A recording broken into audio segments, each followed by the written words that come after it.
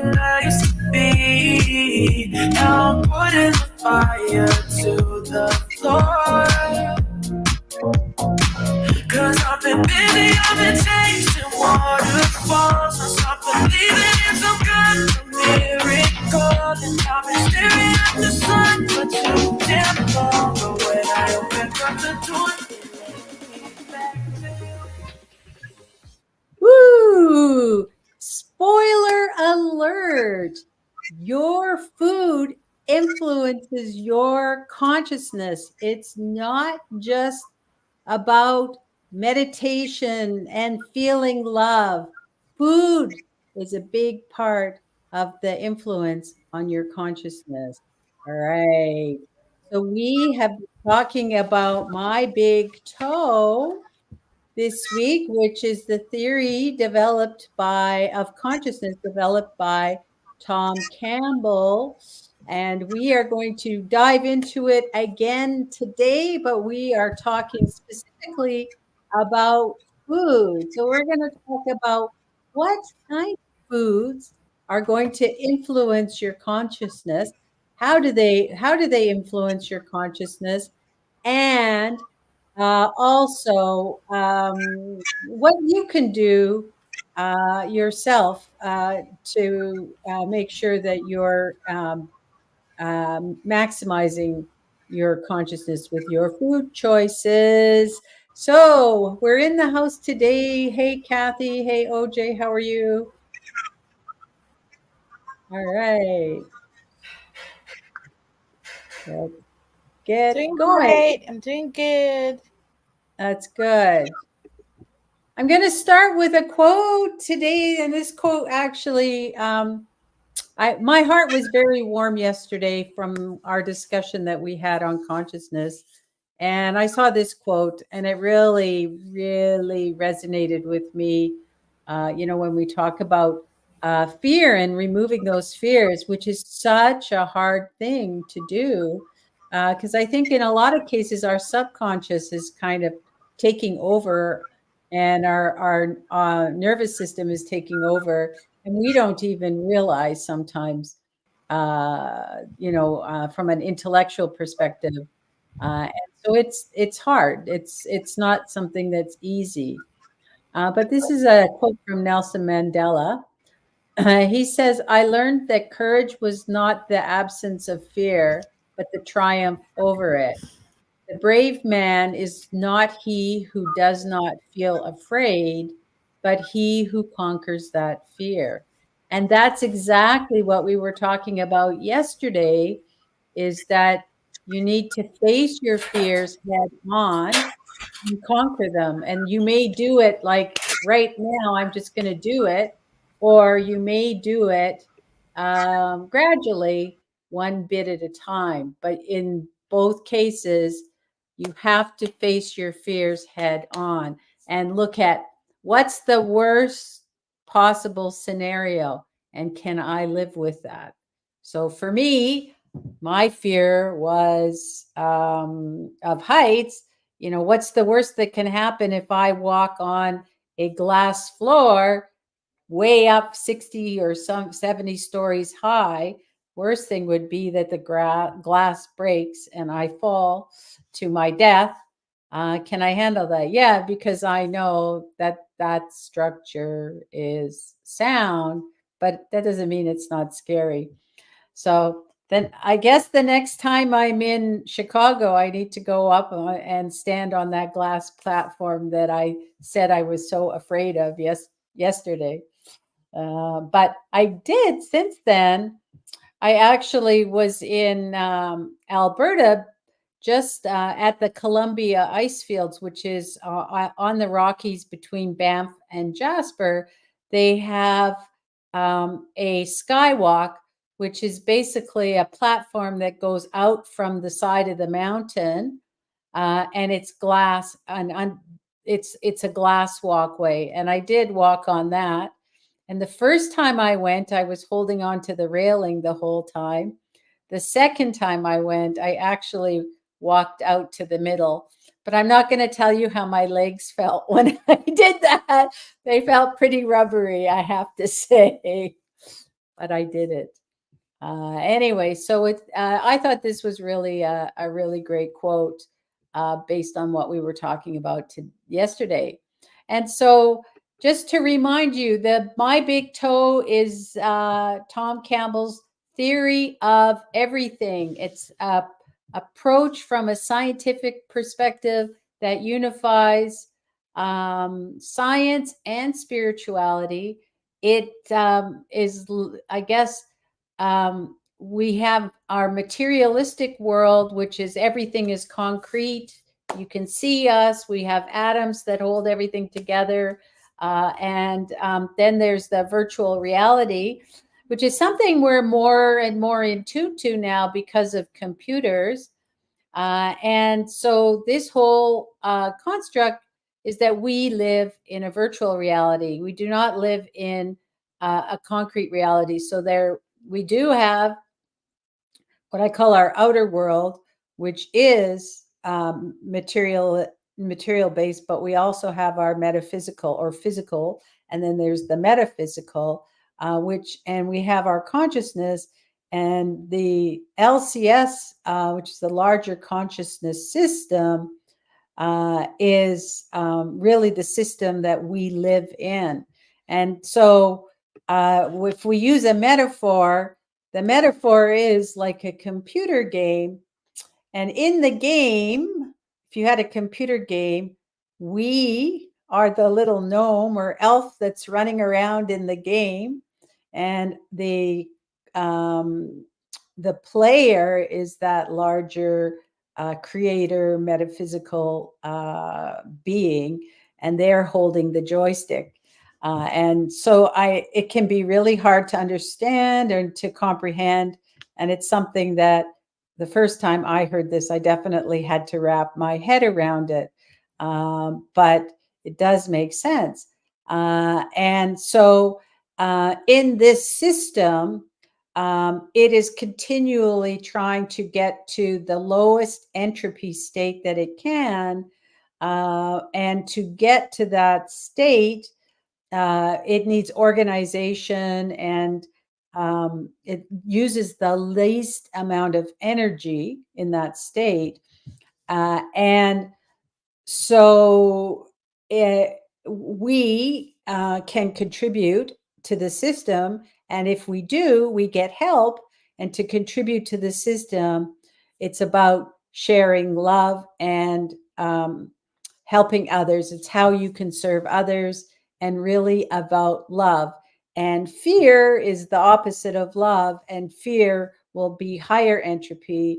And so this is why we talked about earlier is about getting rid of those fears. That's why we want to do that, because we want to really be in a state of love. That's the state that we're aiming for. And this system is continually trying to evolve and improve. And so we can help ourselves out, and we can help the whole system out, which is our whole world out, by sharing more love. And talking about this really gives me love, I have to say. It's a nice feeling. And when you can feel it in your heart, it's actually such an incredible feeling. And so I think I ended off yesterday, just the irony of what I learned when I was a kid was that you withhold love, or that's what we think is happening, is a withholding of love. And, when you go into a relationship, saying I love you is like something that a lot of people will withhold for a long time, because I guess because it's such a sanctimonial thing. But at the end of the day, we should be giving love freely and not holding it back. All right, we're going to talk about food, and food does impact our consciousness. It does. And I don't think when you hear this, anything will be a surprise it should not be a surprise to you. But consciousness, so some substances have that lower energy, the higher entropy, and are denser.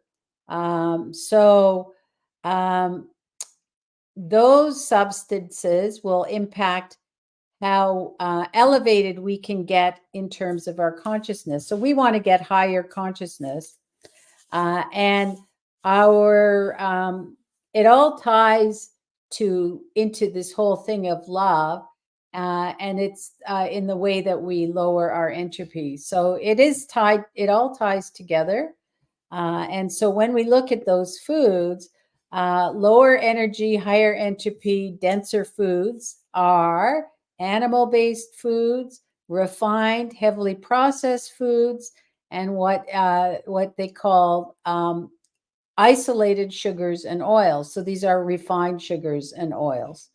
I don't know. Anybody surprised by that in any way? No, not at all. I told you wouldn't be surprised. Okay. And this is not a surprise either, I don't think. Sugar is probably one of the most problematic foods that there is when it comes to consciousness. And so the way it was described by Tom Campbell is that the body sets constraints on the avatar, okay, in the game. So we have constraints. And so when we're constrained, it will constrain what the consciousness can do and how we can, I guess, behave in the game. It's like if you're in the game and you get injured, you can't, I don't know, I'm just making this up because I'm not a game person. Maybe you can't jump as high, or you can't, you're restricted in what areas you can go to. So it's the same thing. We get constrained with foods that are not good for our consciousness. And so the brain runs on glucose. And so that's something that we've talked about before. But sugar will spike our blood sugar levels when it goes in. And we're talking refined sugars, I think is on the next page. And it forces the pancreas to release insulin and to bring the blood sugar down. And that cycle continues.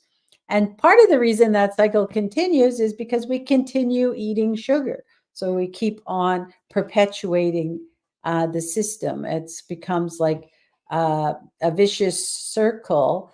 And I know that I was on that vicious circle, and I worked really hard to break that cycle. It is possible, but everybody, I think, acknowledges it's not an easy thing to do. So what is sugar? Because that's the other thing, is how do you define sugar? And this is very loosely defined here as well. But basically, sugar is any kind of sugar that's natural sugar, unnatural, honey, agave, maple syrup would be in there, any sugar product. But the fruits have sugar or fructose in them, and they are okay because the sugar is tied up in the matrix of the fruit and digests slowly. Whereas, when you take in processed sugar or fructose, high fructose sugars, those things are like putting an IV, the sugar right into your bloodstream, like you would in an IV. So when you're eating fruits, you don't get the same sugar spikes. So we've used dates in our cookies and in our sweet treats when we want to add some sugar.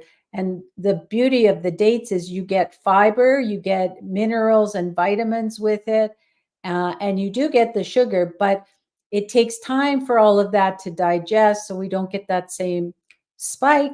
And dates are much lower on the glycemic index because they digest slower, and the body has time to process them. And sugar is an addictive psychotropic substance, and it actually will take about 5 to 6 months to get over that addiction. There's different phases, and they don't go into the different phases, just kind of mention that it's something that if you want to get over your sugar addiction, that it's going to take some time, and you're going to really have to put that intent out there and be diligent about it, because you may think you're over it, and about 4 or 5 months in, 3 to 4 months in, you get, think you're okay, and you just kind of poof, give a little spike to that addiction, and you have to start all over again. So the whole thing about this is that the consciousness, the glucose level in the brain become unstable with the sugar injections. And so if we are giving our brain sugar every 2 to 3 hours, every time we're eating something, whether it's a snack or with our meals, and if you're eating processed foods, very highly likely that there's some kind of processed sugar in your processed foods. But you're giving an injection of sugar to your system every 2 to 3 hours. Now, it takes about 4 to 5 hours for sugar to run through the body, which is pretty good. You can get rid of the sugar and the effects of sugar in a short period of time. But the fact that we continually inject the sugar into our system is where the problem comes. And so what happens when we're in this sugary state is this is what causes brain fog and makes it harder for us to focus. And after about 3 months without sugar, most people will report better clarity in their brain. And the thing is that when you're in this state, you probably don't even realize where it is. But once you give up the sugar, you will see. And when you're giving up the sugar, you won't see the difference right away. But how you can really see it is if you take in more sugar after. You move to that state of being away from that sugar addiction, and then you have some sugar, you will see the difference. I should try that, but I really don't want to. I'm happy where I am. I don't think I want to be a science experiment. All right. So we can get by. This is the thing. We can get by with our brain in this fuzzy state. And if you are eating sugar all the time, you're living in this fuzzy state, and it will be what seems normal. And so abnormal at this point actually would be to stop the sugar and to have a clear mind. So if you can cut out sugar, which takes time, and it's not going to be noticeable because it's going to happen over time. But like I said, after about 3 months, if you have sugar, you will notice the difference if you go back to the sugar. And I'm going to say, I know we're talking about sugar, but that really applies to a lot of foods.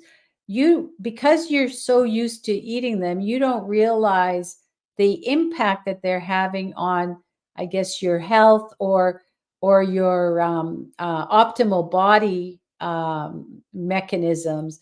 But when you stop eating the foods that aren't good for you, like the processed foods, over time you will feel better, but you might not realize you will get more energy and stuff. But what happens also is then after that, when you take in some garbage foods, then you really will notice the difference. But when you're taking in the processed foods all the time, you don't see how they're impacting your system. And that's the same thing with the sugar. The other thing is that another group of foods that is not good for us are the non-food foods, which is like the preservatives, artificial colors, artificial flavors, and the other chemicals that go into the processed foods. And what he says about the preservatives especially is that they are often nerve toxins that are used in a very small amount, so we don't tend to notice that they're there, but they are impacting our brain and our consciousness. And so, no surprise that processed foods are negatively impacting your body and your consciousness. All right. And then Tom talks about vegan and vegetarian diets. So here's what he says. There's two reasons to think about meat consumption. And in meat consumption, he includes fish. So number one is meat is a polluted source of food. And the reason it's polluted is because of the chemicals, the hormones, and the antibiotics that they're feeding the animals, because they've got them on these, like, basically these big farms that, they're in close quarters. They don't get to move around. And so they need to input the chemicals, hormones, antibiotics to keep them healthy enough to get them onto the shelf. And then the second one is these environments where where the animals are living is very high stress. And that puts chemicals into the body, similar to us, where if we're in stress, hormones are released. The same thing happens to the animals as well. So you've got a double whammy. They're getting more hormones in them, but they're also in a high stress environment, which also will release chemicals into their bodies. So that's the first thing. And the second thing is the moral issue. And that's not something that I've really talked a lot about, because I think the moral issue, the environmental issue, and the health issue are all great things, but my focus has been on the health. But if you're looking at consciousness, animals are sentient beings just like we are, and they have free will, and they are conscious. They do have a consciousness. And so if you are killing animals just because it tastes good, that is an ethical issue. And we shouldn't be killing the animal if we're doing it just for our own pleasure. Now, if you are killing the animal for survival, that is seen differently in the consciousness world. Because if you're living off the land, or you're living, you need that animal for survival. That's the way our reality does work, because there are animals that kill other animals. It's part of the whole environment. So if you live in an environment where you can have a healthy life, healthily life without killing the animals, then that is seen as an issue within the consciousness. Because you're not, that is not eliciting the love. So that was an interesting piece of information for me, because normally we don't talk about that when we're talking about the food. Now, I have a caveat here. We are all unique people and all unique beings. We have our own unique body and our own sensitivities. There is not one of us that's the same on this earth. So you could never, even if you're a twin, I bet you there's some differences between twins. And we talked about, so the foods we've talked about, processed foods, sugar, and animal products, are common foods that will impact our consciousness and impact our body and our health. But there could be other foods that could impact you and cause interference with your consciousness, and that you should look at removing it it will be better to remove it. But also, I saw where he was talking with somebody who said that and I've heard people say that they need meat to feel good. And so if your body needs meat to be healthy, then that's different than if you're doing it for pleasure. And the I guess the advice that came from Tom Campbell for us in that situation where you have other food sensitivities, or if you feel, and I know people who feel that they've tried a vegan diet and they feel better when they have some meat. That's something you need to experiment with and find out what will work specifically for you. Because he talked about and what we've said is generalities, right? And for most people, it's very true.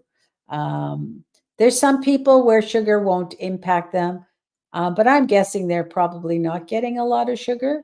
But in general, though, that's kind of the foods that are definitely the high impacts to our consciousness. All right. So my quote to end is, natural forces within us are the true healers of disease. And so, I think I wanted to say, if you've heard of people who have been healed by, the whole consciousness and by these forces outside of our bodies, I think, I know that's possible and they have documented it. But I think that eating the foods properly and nourishing your body to give you the best level of consciousness will also help you and give your body that chance to actually repair the way that it needs to repair. So everything fits together as far as I'm concerned. That's my truth. It all fits together. All right. Any questions about this really interesting topic?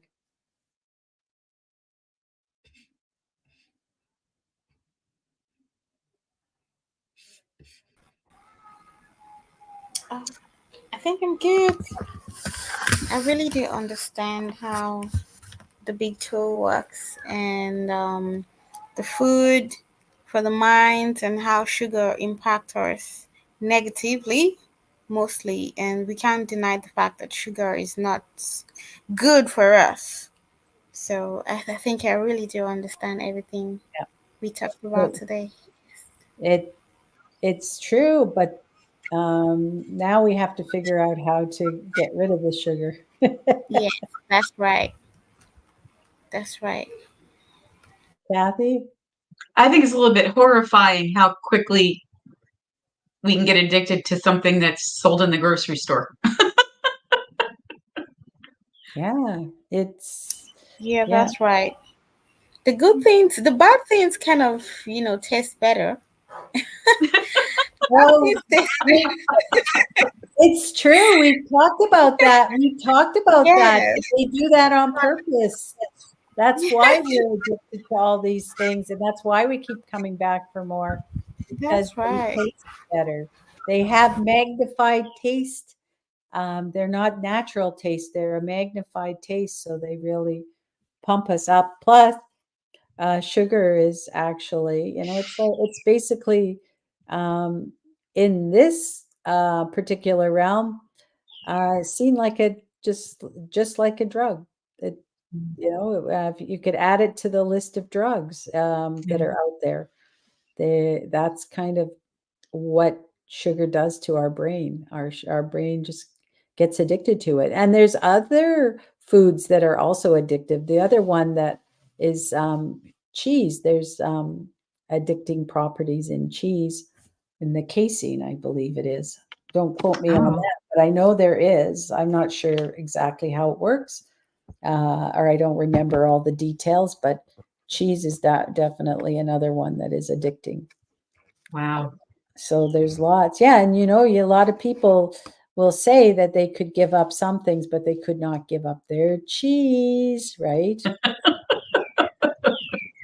I know I used to like teas too, but we have our own things that we do if we kind of get a feeling for cheese. But for me, I found that if I'm keeping my body satisfied with good foods, then I don't think about, oh, I want cheese or I want this or I want that, because my body is already satisfied with all the good things that I've put in it. So I don't think about those things. I don't have those cravings, or when I watch TV, I don't like think.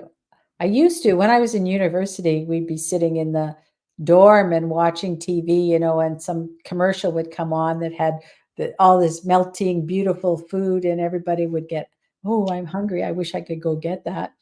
Thankfully, back then we didn't have Uber Eats and all of those things that you could just get it, and we lived in dorms where like there was no stores, no nothing around. We were stuck unless you actually took a cab somewhere. So that Wow. really helps to stop stop the bleeding when it comes to those kind of cravings, for sure. All right. I thought of something else, but I'm not thinking about it now. So I will, it left my mind, in terms of, this topic. But tomorrow we will be back. We're going to be in the kitchen. And I thought we could make something that's a sweet treat with our natural sugars and not the processed sugars. So we're going to make a dessert tomorrow. So Yay! we'll see you tomorrow at 2 p.m. And if you like what you see, share it with others. And see you tomorrow. Bye. Bye. Bye.